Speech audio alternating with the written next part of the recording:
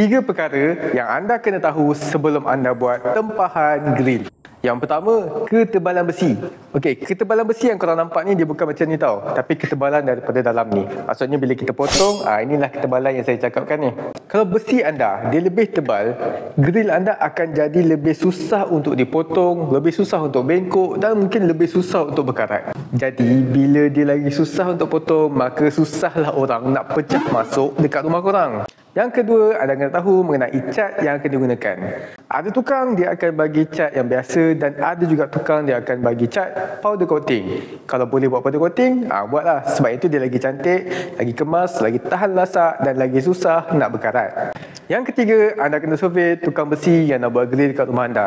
Biasanya tukang besi yang lebih berpengalaman akan membuatkan grill anda menjadi lebih kemas, lebih halus. Sebab dia orang pun ada pengalaman yang lama. Dan grill tingkap dengan pintu ni, biasanya kita akan nampak dia memang betul-betul depan mata. Jadi setiap kecacatan yang ada pada grill tu memang akan nampak dengan sangat-sangat jelas. Jadi sangat penting untuk anda pastikan yang tukang buat grill di rumah anda tu dia betul-betul berpengalaman dan betul-betul mahir. Sebagai contohnya, Air Guts lah. Saya ulang balik 3 poin ni. Okey.